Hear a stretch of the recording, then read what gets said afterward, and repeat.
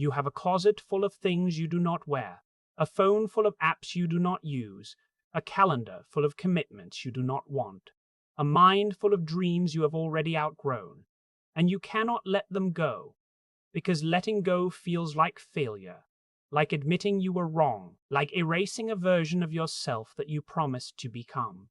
So you keep the clothes, the apps, the commitments, the ghosts, you keep them all. And your life becomes a museum of almost lives. That is the American cognitive paradox of endings. Here is the lie, that persistence is always a virtue, that quitting is for losers, that real winners never give up. That advice has destroyed more lives than any failure ever could. Because sometimes giving up is not surrender. Giving up is diagnosis. You have been trying to force a square peg into a round hole for years, bleeding onto the wood, telling yourself that your perseverance is noble. It is not noble. It is stubborn. And stubborn without wisdom is just a slow way to drown. Now watch your own reaction. You are already thinking, but if I quit, I will regret it. What if I am just about to break through? That defensiveness is the second layer, and this is where elite psychology deploys the sunk cost fallacy combined with escalation of commitment. You have invested time, money, energy, and identity into this thing. Walking away means admitting that investment is gone. Your brain would rather throw good money after bad than accept a loss. That is not rationality. That is the biology of loss aversion gone haywire. The research is clear. People stay in failing marriages, dying careers, empty projects, and broken friendships for years, sometimes decades, because they cannot accept that the past is past. The past does not care about your investment. The past does not care about your investment. The past is not coming back. Every day you stay is a new investment in a corpse. You are not resurrecting anything. You are just learning to love the smell of decay. Here is the elite psychological mechanism that will free you from the sunk cost trap. The pre-mortem for your current path. Ask yourself, if a friend were in this exact situation, with the same data, the same history, the same results, would you tell them to keep going? Or would you say, it's time to stop? The distance between your advice to a friend and your treatment of yourself is the distance between wisdom and ego. Your ego wants to win. Your wisdom wants to be free. Choose wisdom. Not because quitting is easy, because staying is expensive.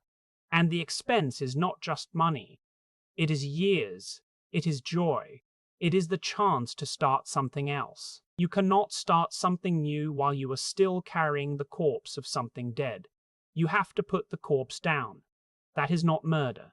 That is burial. And burial, unlike clinging, is a form of respect. The American cognitive paradox of endings is this.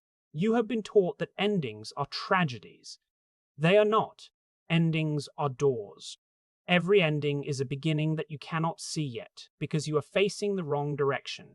The marriage that ends clears space for solitude or a new love. The career that ends clears space for a different kind of work.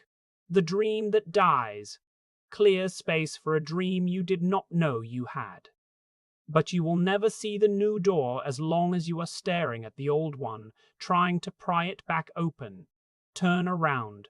The new door is behind you. It has been there the whole time.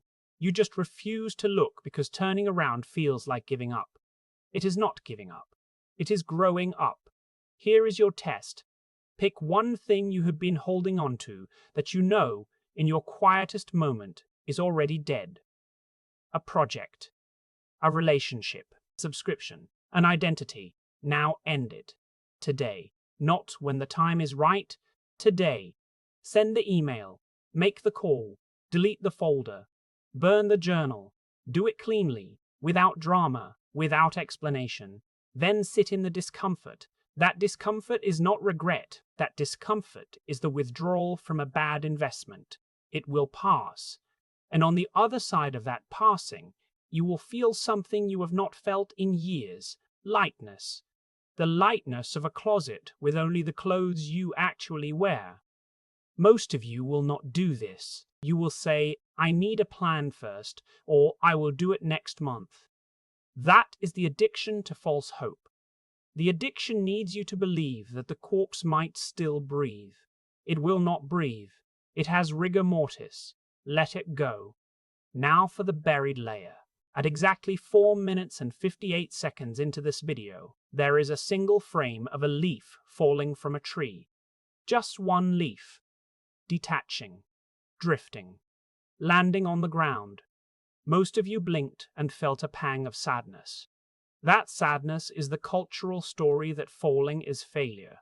Look again. The leaf is not failing. The leaf is completing. It grew. It fed the tree. Now it is returning to the soil to feed the next generation. That is not tragedy. That is the cycle. You are the leaf. You have been clinging to the branch, afraid of the fall. The fall is not death. The fall is the beginning of compost. And compost, as every gardener knows, is the richest soil for what comes next. Come back for video number 27. We are going to talk about the paradox of comparison. Why looking at others is stealing your only life, but only if you are willing to let one dead thing fall today. Rewind or scroll.